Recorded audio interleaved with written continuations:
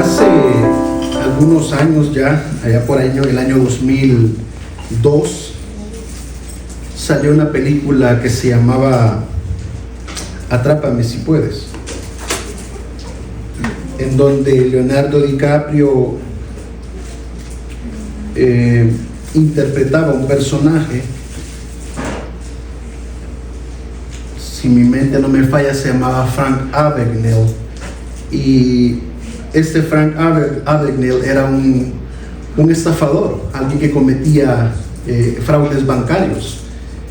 Él se hacía pasar por muchas personalidades o por muchas profesiones, pero entre la que más destacaba era que él pretendía ser un piloto de avión y se ponía un traje de piloto. Había conseguido un traje de piloto con una aerolínea, y él notó que en las calles la gente les daba mucho respeto a los pilotos, que llegaban a un restaurante, a un hotel, a diferentes lugares, a los bancos, y les abrían las puertas. Los niños les pedían fotos a los pilotos, las mujeres querían estar con un piloto. Entonces él dice: me voy a hacer pasar por un piloto.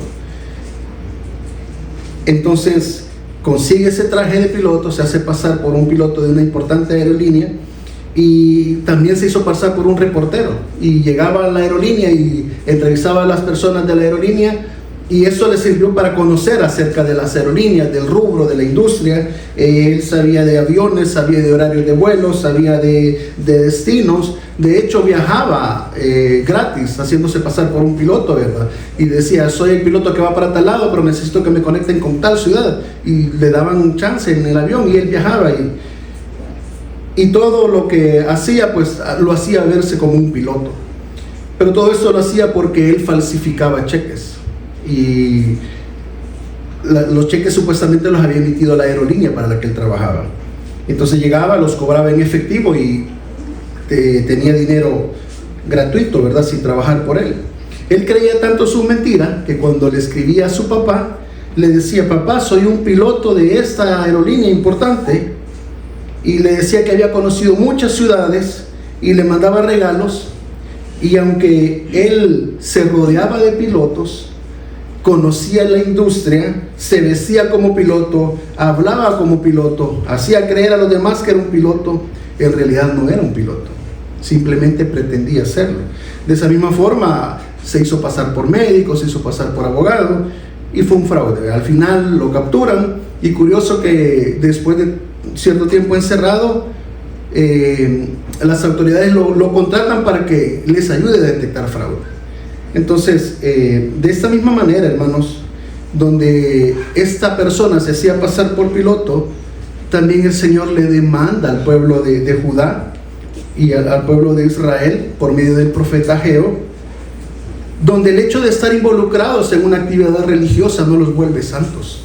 El hecho de estar involucrados en actividades como la reconstrucción del templo no los convertía en personas santas, porque ellos seguían haciendo sus prácticas pecaminosas, y en lugar de que fueran santos, estaban profanando el templo. Y eso es lo que vamos a estudiar esta mañana en Ageo 2, del 10 al 19. Busquen por favor en sus Biblias Ageo 2, del 10 al 19. Y vamos a estudiar 3 elementos del tercer mensaje de Ageo que nos exhortan a evaluar nuestro corazón. 3 elementos del tercer mensaje de Ageo que nos exhortan a evaluar nuestro corazón. Número 1 es la explicación de la situación. Número 2, exhortación a evaluarse. Y número 3, expectativa de un cambio. Cuando lo hayan encontrado, se ponen de pie y lo leemos. Dice la palabra del Señor, Ageo 2:10: a los 24 días del 9º mes, en el 2º año de Darío, vino palabra de Jehová por medio del profeta Ageo, diciendo: así ha dicho Jehová de los ejércitos, pregunta ahora a los sacerdotes acerca de la ley, diciendo: si alguno llevare carne santificada en la falda de su ropa, y con el vuelo de ello tocare pan, o vianda, o vino, o aceite, o cualquier otra comida, ¿será santificada? Y respondieron los sacerdotes y dijeron: no.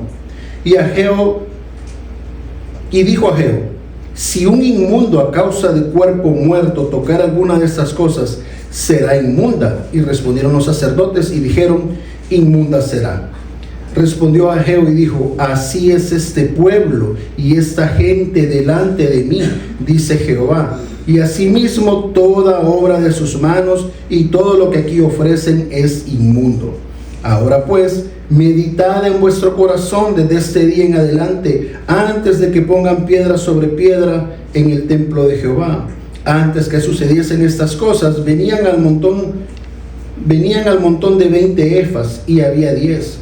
Venían al lagar para sacar 50 cántaros y habían 20. Os herí con viento solano, con tizoncillo y con granizo en toda obra de vuestras manos, mas no os convertisteis a mí, dice Jehová. Meditad pues en vuestro corazón desde este día en adelante, desde el día 24 del mes noveno, desde el día que se echó el cimiento del templo de Jehová. Meditad pues en vuestro corazón. ¿No está aún la simiente en el granero? Ni la vid, ni la higuera, ni el granado, ni el árbol de olivo ha florecido todavía, mas desde este día os bendeciré.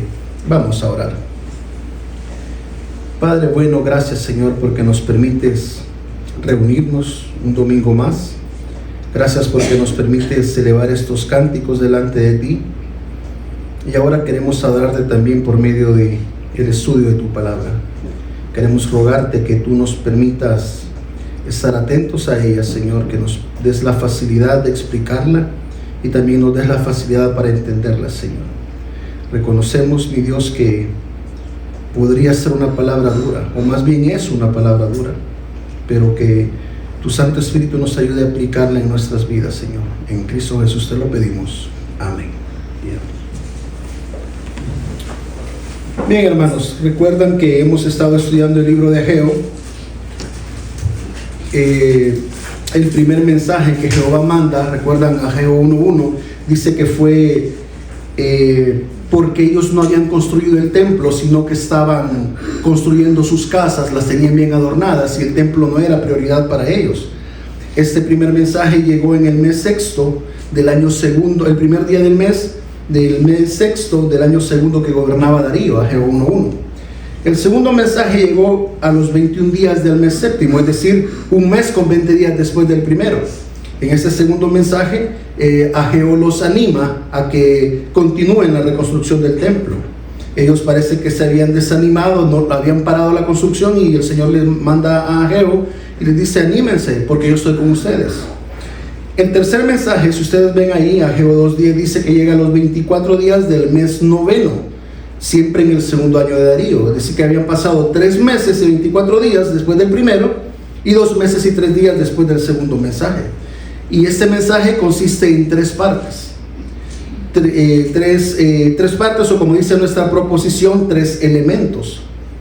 Y vean por favor conmigo, antes de entrar a ver el primer elemento, que es la explicación de la situación, quiero que vean o noten conmigo que el Señor da algunos datos. En el versículo 10, por ejemplo, nos da la fecha de cuando ocurrió. Dice los 24 días del mes noveno en el año segundo del mes Darío. Y esto lo hemos repetido, que es importante que Ageo recalque que es durante el tiempo que gobernaba el rey Darío, porque eso significaba que estaban siendo gobernados por reyes gentiles. No habían reyes en Israel, entonces era el tiempo de los gentiles.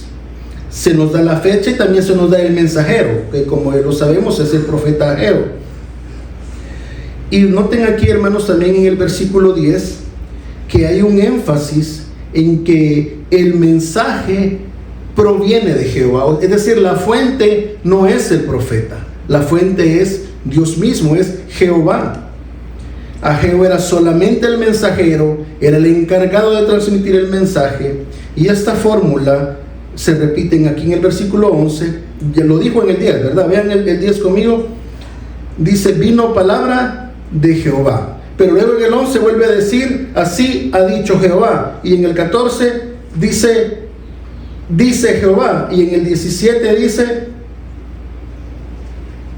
os herí con viento solano, con tizoncillo y luego al final dice Jehová. Entonces hay un énfasis en que el mensaje no era de Ageo, el mensaje era de Jehová.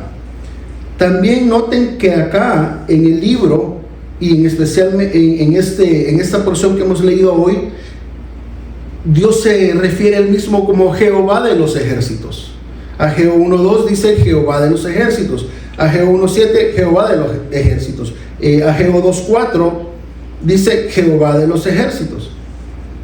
Ageo 2:6, 7, 8, 9 y 23 dice Jehová de los ejércitos. Y es curioso que ocupe este nombre porque es el nombre, y cuando dice los ejércitos, no vaya a ser que le pase como me pasaba a mí, que yo creía que los ejércitos se refería a las estrellas. ¿Se han fijado que a veces la Biblia describe a las estrellas, al sol, como el ejército de los cielos? Entonces yo a veces pensaba que cuando decía Jehová de los ejércitos, se refiere a las estrellas y al sol, pero se refiere a las huestes celestiales, se refiere al ejército de los ángeles, de las fuerzas celestiales. Entonces, lo que está diciendo es que Jehová es el comandante de las fuerzas celestiales, de las tropas celestiales, es decir, de los ángeles. Y esto nos muestra la autoridad de Dios al dar un mandato. Luego también hay que observar que las preguntas en el versículo 14 están hechas o dirigidas hacia los sacerdotes, pero en realidad con las preguntas va a acusar a todo el pueblo. ¿Por qué les pregunta a los sacerdotes? Porque eran los encargados, los que conocían la ley de los sacrificios. Pero al final la acusación es para todo el pueblo, no es solo para los sacerdotes. Entonces, ahora que hemos señalado estas observaciones, podemos ir a la explicación como tal. Y noten, hermanos, que la explicación viene precedida por dos preguntas, y cada una de las preguntas tiene una respuesta de parte de los sacerdotes. Noten por favor conmigo el versículo 14.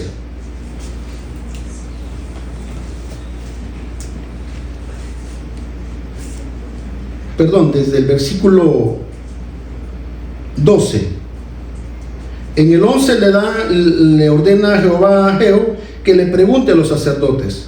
Y la pregunta comienza en el versículo 12. Dice: si alguno de los sacerdotes, que eran los que hacían los sacrificios, llevare carne santificada en la falda de su ropa, y con el vuelo de ella, es decir, de la ropa, tocare pan, vianda, o vino, o aceite, o cualquier otra comida, será santificada. Se refiere a la comida que toque. Entonces la primera pregunta tiene que ver con la carne que se ofrece en el altar, la cual, de acuerdo a Levítico 6:25, es una cosa santísima. Entonces la pregunta es: si el sacerdote agarra de esta carne que se ofreció y la lleva en su regazo, pero la ropa toca otro tipo de alimentos, ¿se van a santificar esos alimentos? La carne que lleva es santísima, pero si la carne la lleva en la ropa y la ropa toca otros alimentos, estos alimentos que ha tocado la ropa van a ser santos. Y vean cuál es la respuesta. ¿Qué dijeron los sacerdotes? Versículo 12 siempre: no. Eso nos deja ver, hermanos, que la santidad no se puede transferir. Pero noten también que dice: si alguno, o sea, está poniendo como una condición, como haciendo una situación hipotética, y dice: si acaso ocurriera que un sacerdote cometiera esto, ¿los alimentos van a ser santificados? Y ellos dicen: no va a ser santificados. Entonces la idea es que, o la pregunta es para que ellos se den cuenta que la santidad no es transferible. La santidad no se transfiere de un objeto santo a un objeto inmundo. El objeto inmundo no se va a volver santo. La segunda pregunta tiene que ver con que alguien ha tenido contacto con un cadáver. Vean en el versículo 13: y dijo Ageo: si un inmundo, aquí está hablando de una persona, a causa de cuerpo muerto tocare alguna de estas, es decir, de las cosas que ya mencionó antes de la comida, será inmunda. Y vean la respuesta. Respondieron los sacerdotes y dijeron: inmunda será. A diferencia de la santidad, que no se puede transferir, la inmundicia sí se puede transferir. Entonces la segunda pregunta tiene que ver con alguien que ha tenido contacto con un cadáver, y esta persona, por haber tocado el cadáver, por haber tenido contacto, toca estas cosas, ¿será inmunda? Y la respuesta es sí, sí va a ser inmunda. Y vean por favor conmigo Números 19:11, para que vayamos entendiendo la idea.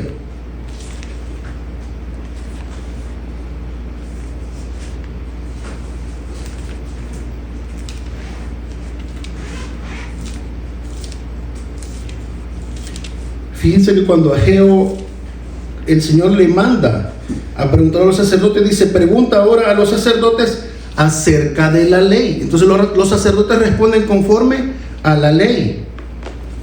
Y vean lo que dice Números 19, versículo 11. El que tocare cadáver de cualquier persona, ¿cómo será? Inmundo. ¿Durante qué? 7 días. Al tercer día se purificará con aquella agua, y al séptimo día será limpio. Y si el tercer día no se purificare, no será limpio al séptimo día. Versículo 13. Todo aquel que tocare cadáver de cualquier persona y no se purificare, noten, el tabernáculo de Jehová contaminó, y aquella persona será cortada de Israel, es decir, sería echada dentro del pueblo. Por cuanto el agua de la purificación no fue rociada sobre él, inmundo será, y su inmundicia será sobre él. Entonces, esa es la idea. Cuando ellos responden bien. La explicación, la idea entonces, hermanos, de Ageo es mostrar que la contaminación, la inmundicia, sí se puede transferir, que la inmundicia sí puede profanar lo santo, pero lo santo no puede santificar lo inmundo. Entonces hay un contraste, ¿verdad? Y vean que la explicación a estas preguntas viene dada en el versículo 14. Dice el versículo 14: y respondió Ageo y dijo así: así es este pueblo para mí. Asimismo, toda obra de sus manos y todo lo que aquí ofrecen es como inmundo. O sea que Ageo les hace ver, los lleva a que ellos piensen y digan: lo santo no se puede transferir, pero lo inmundo sí. Bueno, el pueblo es inmundo, el pueblo es inmundo. Así es este pueblo, dice, y esta gente delante de mí, dice Jehová. Es un mensaje fuerte. Les dice que son un pueblo inmundo, pero noten que no se lo dice el profeta directo. O sea, el profeta lo hace, pero ¿de quién provenía el mensaje? Provenía de Jehová mismo. Y noten que no les dice mi pueblo, ni dice mi nación, mi gente, sino que dice esta, como cualquier otra nación. Y noten que Jehová también le parece, no solo el pueblo le parece inmundo, sino que también la obra de sus manos, que es decir, la construcción del templo, y también lo que ellos ofrecían en el altar. Vean conmigo ahí en el 14, dice, respondió Ageo y dijo: así es este pueblo y esta gente, o esta nación, delante de mí, dice Jehová.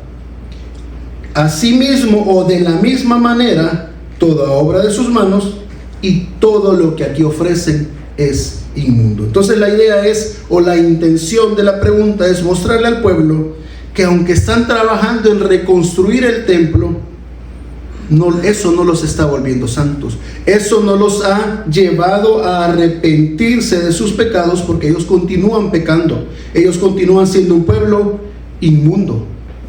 Y con esa inmundicia vienen y trabajan en la construcción del templo. Y eso era profanar el templo. Lo leímos en Números, ¿verdad? Entonces, ¿qué debía hacer el pueblo? Debían arrepentirse y volver a Dios. Por eso, hermanos, eso nos lleva al segundo elemento del tercer mensaje de Ageo, que es la exhortación a evaluarse. Ya vimos que él primero les explica que ellos están equivocados, que ellos han entendido que por estar construyendo el templo están siendo santos. Pero el Señor les dice: no, continúan siendo inmundos. Vayan y purifíquense, vayan y arrepiéntanse y vuelva a Dios. Vean en el versículo 18, hermanos. Perdón, 17. En la última parte dice: mas no os convertisteis a mí. Ellos estaban involucrados en las actividades del templo, estaban yendo y construyendo el templo, habían puesto ya las bases, pero lo hacían de una forma inmunda. Entonces el Señor los tiene que exhortar, y ese es el segundo elemento: exhortación y evaluarse. Vean por favor conmigo el versículo 15, hermanos, que dice: ahora pues meditad en vuestro corazón desde este día en adelante, antes que ponga piedra sobre piedra en el templo de Jehová. Esta palabra ahora denota una urgencia, denota que se requiere una consideración inmediata. Y recuerdan ustedes que en el primer mensaje Ageo los exhortó a que examinaran sus caminos. Vean conmigo por favor Ageo 1.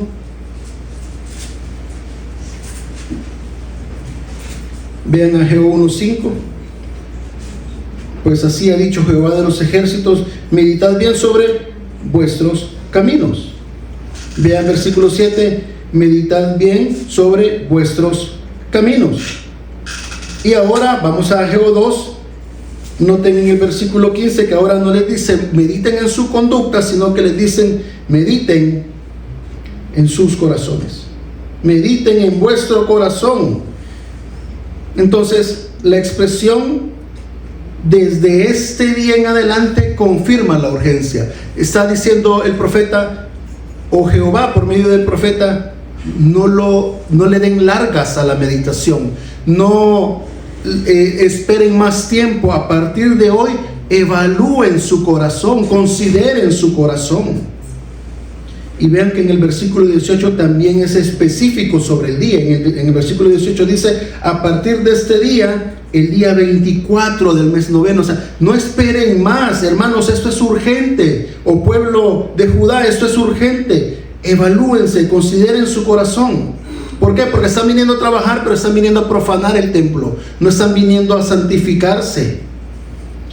Y también la exhortación, hermanos, es que lo hagan antes de continuar con la reconstrucción del templo. Antes de que continúen involucrándose en estas actividades, arrepiéntanse y vuélvanse a Dios, porque no han cambiado. Siguen con la misma irreverencia, siguen amando el pecado. La única diferencia es que hoy vienen y trabajan en el templo. Si evaluamos desde el capítulo 1, ahora, la diferencia es que antes habían dejado el templo tirado y ahora están trabajando en el templo, pero sus vidas no han cambiado. La única diferencia es que hoy vienen y construyen el templo, pero su corazón no está con el Señor. Su corazón sigue desobedeciendo a Dios. Por eso el Señor les dice: evalúense, consideren su corazón. Y se los repite, hermanos, en varias ocasiones: mediten en vuestro corazón. Vean en el versículo 18, dice: meditad pues en vuestro corazón desde ese día en adelante, desde el día 24 del noveno mes, desde el día en que se echó el cimiento del templo. Meditad pues en vuestro corazón. En un solo versículo se lo dice 2 veces, y antes se los ha dicho también en el 15. Era urgente, era necesario, pero no es algo que lo necesitamos, pero lo voy a hacer mañana, así como la dieta, ¿verdad? Se ha fijado que todos los años, bueno, al menos yo me pongo a dieta todos los años, y hoy que estamos en diciembre yo no me puedo poner a dieta porque tengo que comer. Entonces lo pasamos para el otro año, pero esto no puede quedar para el otro año, esto tiene que ser a partir de hoy. El Señor quiere probarles que ellos no han cambiado, que ellos siguen siendo los mismos inmundos, y por eso les hace ver las condiciones que tienen. Ellos no han mejorado, continúan con la misma escasez. Vean el versículo 16, les dice: antes que sucediesen estas cosas, venían al montón de 20 efas y que hallaban 10, hallaban 10 de 20, o sea, hallaban la mitad. Venían al lagar para sacar 50 cántaros, ¿y cuánto hallaban? Hallaban 20. Hay una reducción, hay una escasez, y el Señor dice: ¿por qué está pasando esto? Porque no han cambiado. Y recuerdan que esa fue la demanda en el capítulo 1, donde les dice: no han construido el templo y por eso hay escasez. Hoy les dice: siguen con la misma escasez porque ustedes no han cambiado. Noten que también en el versículo 17 les hace ver que las cosechas no son lo que ellos esperaban. Les confirma que el mismo Señor se ha encargado de que no haya la producción que esperaban. ¿Por qué? Porque les dice, yo les envié plagas, yo les envié pestes, yo les envié granizo. Noten ahí en el 17 dice, os herí, o sea, el Señor lo hizo, el Señor les hirió con viento solano, con tizoncillo y con granizo. En realidad ahí habla de plagas, habla de hongos que le llegan a las plantas. Se han fijado que las plantas se ponen amarillas, se van secando, y también a veces les sale un hongo como blanco en las plantas, en las hojas. Entonces el Señor le dice, yo les he enviado esas plagas, yo les he enviado granizo, sus cosechas no están produciendo, ni siquiera tienen flor. Vean el 17, dice, con granizo en toda obra de vuestras manos, mas no os convertisteis a mí, dice Jehová. Vean el 19, dice, no está un nacimiento, o sea, no hay semilla en el granero, ni la vid, ni la higuera, ni el granado, ni el árbol de olivo ha florecido todavía, ni siquiera flor tienen. ¿Por qué? Porque hay una especie de juicio delante de Jehová. ¿Por qué? Porque su arrepentimiento no ha sido genuino, porque siguen las mismas prácticas. Entonces hemos, hermano, entendido la condición del pueblo, que estaban equivocados, creyéndose un pueblo santo, creyéndose que eran el pueblo que honraba a Dios. Y eso, la condición es explicada a través de un diálogo entre el profeta y los sacerdotes. También hemos visto cuál es la exhortación. Se están equivocando, por lo tanto, evalúense. Y esto, hermanos, nos lleva a que nos exhorte a todos nosotros, es decir, los exhorte a ustedes, pero también me exhorte a mí mismo, a que como iglesia meditemos en nuestros corazones. En primer lugar, debemos de pensar, ¿por qué nos reunimos cada domingo, hermanos? El hecho de que vengamos a la iglesia cada domingo nos hace santos, es decir, que tengamos la costumbre de venir. El hecho de que usemos un lenguaje bíblico, como decir amén, Dios le bendiga, la gracia del Señor, nos convierte esto en verdaderos creyentes. ¿O solamente vamos a ser verdaderos creyentes si de verdad nos hemos vuelto a Dios? Si de verdad hemos puesto nuestra fe en Jesucristo. No se trata de si hemos repetido una oración, sino que si de verdad hemos nacido de nuevo. No se trata de que pasamos al frente en un salón, sino si nuestro arrepentimiento ha sido genuino. No se trata de si acompañamos a nuestros padres a las reuniones y eso no nos vuelve cristianos. Se trata de si yo realmente me he arrepentido de forma genuina. En segundo lugar, debo de exhortarnos a que cuando hemos conocido la voluntad de Dios a través de una lectura, a través de una exposición, meditemos si obedecemos o lo pasamos por alto.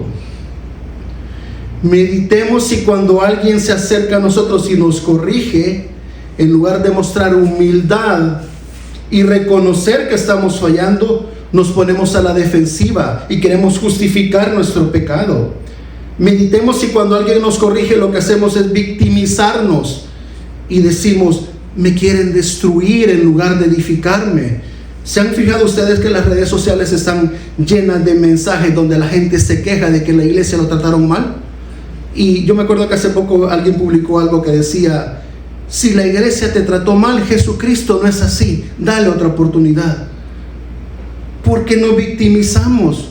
A veces no es que los hayan tratado mal, sino que les han corregido un pecado y lo que hacen es, me sentí mal, me trataron mal en la iglesia, porque no queremos cambiar, porque no queremos abandonar nuestro pecado. Debemos meditar en ello, hermanos. ¿Cómo es nuestra reacción cuando alguien nos corrige? Agradecemos, por lo menos reflexionamos en lo que esta persona está diciendo, o nos volvemos víctimas. Meditemos si cuando venimos al culto se trata de una rutina o si de verdad nuestro corazón quiere venir y adorar. Y déjenme darle algunos ejemplos. El primero de ellos surgió en una reunión con los pastores. Y mis hermanos queridos, sé que voy a despertar a algunos con esto, Pero piense si venir al culto para dormir, realmente mi corazón está anhelando estar con el Señor. Y no es mi intención avergonzarlos ni atacarlos, sino animarles a que meditemos si nuestro corazón tiene la actitud correcta delante de Dios. Y al igual que Ageo, hermanos, yo solamente soy el mensajero. No es mi palabra lo que estoy exponiendo. Fíjense qué curioso es que ahorita estamos hablando de esto, del corazón, y en la clase de fundamentos de la fe, ¿de qué se habló? Del corazón, ¿verdad? De que evaluemos hacia dónde se inclina nuestro corazón, si a cumplir la voluntad de Dios o a la mía propia. Y decían alguien en la clase, a veces disfrazamos que queremos hacer la voluntad de Dios y vamos a consejería, pero en realidad ya queremos que nos digan, haga usted lo que usted quiera. O sea, disfrazamos de espiritualidad. Hermanos, no dejemos la meditación para mañana, no la dejemos para la próxima semana. Desde hoy deberíamos de empezar a meditar, y yo solo estoy poniendo algunos ejemplos. Usted se conoce mejor que yo lo conozco. Vea si su corazón realmente lo lleva a hacer acciones que honren a Dios. Si hacemos las cosas para que el Señor sea glorificado, para que nuestro pueblo sea edificado. Creo que me voy muy rápido, ¿verdad? Ya me sobró tiempo, pero quiero que vayan conmigo, hermanos, también a Segunda de Reyes 12. Dice Segunda de Reyes 12:1: en el 7º año de Jehú comenzó a reinar Joás, y reinó 40 años en Jerusalén. El nombre de su madre fue Sibia de Beerseba, y Joás hizo lo recto ante los ojos de Jehová. Noten, era un buen rey. Hizo lo recto todo el tiempo que le dirigió el sacerdote Joiada. Con todo eso, los lugares altos no se quitaron, porque el pueblo aún sacrificaba y quemaba incienso en los lugares altos. Vamos a dejar la lectura ahí y les resumo. Este rey hace algunas reformas y él empieza a pedir ofrendas no para reconstruir, sino para reparar el templo. Y el pueblo iba y ofrendaba con mucho ánimo para que el templo fuera reparado. Pero como no quitó los lugares altos, iba y ofrecía sacrificios a otros dioses. Y este es el mismo caso que vemos en Ageo. Estaban tan acostumbrados a ir y construir, pero sus vidas no cambiaban, continuaban en las mismas prácticas. Tengamos cuidado, hermanos, nosotros de no caer en ese error, de venir y congregarnos por pura costumbre, y continuamos con las mismas prácticas. Vamos al tercer punto. Vean que después volvamos a Ageo, y en el versículo 19 vamos a ver que después de decirle al pueblo que mediten en su corazón, lo dijo en el versículo 15, lo dijo 2 veces en el 18, ahora en el 19 continúa mostrándoles que no les está yendo bien en sus cultivos, que no tienen semilla en su granero, ni la van a tener, porque ni siquiera flores tienen los árboles y las matas. Pero el Señor les dice, si ustedes no hacen el cambio que yo he demandado, si no se vuelven a Él, si no se convierten a Él, si se convierten a Él, si se vuelven a Él, Él los va a bendecir. Noten, en el 19 dice, no está aún la simiente en el granero, ni la vid, ni la higuera, ni el granado, ni el árbol de olivo ha florecido todavía, mas desde este día os bendeciré. El Señor les dice, cambien y las cosas van a cambiar. Cambien y van a empezar a tener el cultivo que necesitan. Pero recuerden, hermanos, que esta condición está relacionada con el pacto mosaico. Recuerdan al inicio de estos sermones de Ageo, vimos Deuteronomio 28, Levítico 26, que este pacto mosaico es exclusivo para el pueblo de Israel. Y que el Señor les dice, si ustedes se portan bien, yo los voy a bendecir, pero si se portan mal, los voy a maldecir. Entonces, esta es parte de la maldición, porque el Señor ha emitido un juicio. La iglesia no está bajo ese pacto ya. La iglesia está bajo un pacto nuevo, un pacto mejor, por medio de Jesucristo. Así que yo no les puedo asegurar que si se portan bien, el Señor los va a bendecir, o que todo les va a ir de maravilla. Les estaría mintiendo, los estaría engañando, hermanos. Tampoco les puedo decir de que si ustedes obedecen, van a venir cosas materiales, va a venir abundancia. Es más, si yo les dijera eso, estaría anulando lo que ya les dije antes de examinar su corazón, porque nuestro corazón estaría inclinado hacia las cosas terrenales. Estaríamos igual que Israel. Pablo dice en la carta de los Efesios que la mayor bendición que tiene el pueblo es la bendición espiritual en los lugares celestiales con Cristo Jesús. Entonces ya el Señor nos ha bendecido, ya el Señor nos bendijo en Cristo. Sin embargo, creo que puedo hacer lo siguiente. Estoy seguro que si nosotros trabajamos en nuestros pecados, nos arrepentimos de ellos y los abandonamos, las cosas van a mejorar. ¿En qué sentido? En que vamos a evitar consecuencias futuras del pecado. Vamos a evitar ser castigados por el pecado.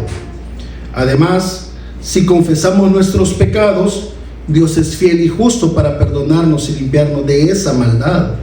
Es decir, nuestra relación con Dios va a ser restaurada, porque el pecado la ha entorpecido. Las relaciones con nuestros seres queridos van a ser restauradas también, porque hemos abandonado un pecado. También vamos a dejar de lidiar con un pecado y vamos a poder trabajar con otro pecado, vamos a lidiar con otro pecado o con otros pecados. Y eso significa que vamos a madurar espiritualmente. Por ejemplo, podemos hacer un plan para trabajar contra la ansiedad. Que fíjese, hermano, que yo por todo me aflijo. Como yo le digo a mi esposa a veces, tenés espíritu de gallina, porque ella va saliendo del cuarto, yo voy saliendo del otro cuarto y me ve y se asusta. Y yo, como que fuera espíritu de gallina. Se ha fijado, las gallinas por todo se asustan. Entonces, vamos a poder lidiar contra la ansiedad, contra cualquier otro pecado. Y una vez que tengamos victoria en ese pecado, vamos a poder identificar otro pecado. Probablemente voy a inventarme uno, la lujuria, digamos. Entonces, ya trabajé mi ansiedad, ahora voy a trabajar la lujuria. Entonces ya voy a poder trabajar la lujuria y abandonarla, y cuando tenga victoria sobre la lujuria, bueno, otro pecado, y así sucesivamente. Eso nos va a dar madurez espiritual, pero también nos va a ayudar a que ayudemos a otros. Vean por favor conmigo Gálatas 6:1. Dice Pablo: hermanos, si alguno fuere sorprendido en alguna falta, está hablando de pecado, vosotros que sois espirituales, restauradle. ¿Con qué? Con un espíritu de mansedumbre, pero considerándote a ti mismo, no sea que tú también seas tentado. Entonces vean, una vez que yo ya pueda trabajar en mis pecados, me va a dar madurez espiritual. Y por eso Pablo ahí dice: ustedes que son espirituales, ustedes que andan en el fruto del espíritu, van a poder ayudar a otros que han sido sorprendidos en la falta, y van a ser tan maduros que van a tener el cuidado de no también ser tentados. Así que el trabajar con nuestros pecados, aunque no se relacione como Ageo 2:19, siempre va a ser de bien para nosotros. No se va a tratar de tener cosas materiales, pero sí de darnos madurez espiritual. Y déjenme concluir con esto, hermanos. Los seres humanos somos propensos a llenarnos de orgullo, tanto que este orgullo nos vuelve ciegos y nos engañamos, nos podemos llegar a engañar creyendo que estamos en paz con Dios cuando en realidad no lo estamos. Curioso que también esto lo hablábamos ahora en la escuela bíblica. Además, el corazón es perverso. Por eso, por lo que vemos en este texto que hemos estudiado, el Señor le dijo al pueblo que en varias ocasiones mediten en sus corazones. Así que, hermanos, con mucho amor, aunque no lo parezca, aunque mi rostro no refleje, pero con mucho amor en mi corazón, yo también los exhorto de forma sincera a que consideremos nuestros corazones para asegurarnos si de verdad somos del Señor, si de verdad estamos en Cristo, si le amamos como solemos decirlo, o si debemos hacer los respectivos cambios que estén en nuestro alcance. Hay cambios que no los vamos a poder hacer solos, pero bendito el Señor que podemos llegar delante de Él y pedirle que nos auxilie. También medite si viene a la iglesia por costumbre o realmente ya entregó su vida a Cristo, o si realmente ha nacido de nuevo. Si no, hoy es un buen momento para iniciar. Como dijo el profeta, a partir de este día, meditad en vuestros corazones. Vamos a orar, hermanos. Bendito Señor, gracias por tu palabra. Gracias porque nos das la oportunidad de meditar en ella. Y aunque es una palabra fuerte, un mensaje duro, es un mensaje necesario. Cada uno de nosotros necesitamos examinarnos, ver lo que tenemos en el corazón. Te suplicamos, Señor, que como nuestro corazón es engañoso más que todas las cosas, tú nos ayudes que nos reveles lo que tenemos en él, que nos permitas ser honestos con nosotros mismos y nos ayudes a corregir aquello que está a nuestro alcance, pero que también nos ayudes a corregir aquello que no está a nuestro alcance, aquello que nos domina. Lo queremos poner delante de ti. Ayúdanos a ser honestos, a ser sinceros y a decir: yo fallo en esto, yo fallo en lo otro, porque queremos, Señor, ser conformados a la imagen de tu Hijo, pero no lo podemos hacer solos. Así que pongo la vida de mis hermanos, los que están presentes, quizá aquellos que van a escuchar la meditación a través de la transmisión. También te pido por ellos, y te pido también por mí mismo, Señor. Reconozco que soy el primero necesitado de meditar en mi corazón. Gracias, Padre, por este tiempo en Cristo Jesús. Amén. Bien. Que el Señor le bendiga, hermanos.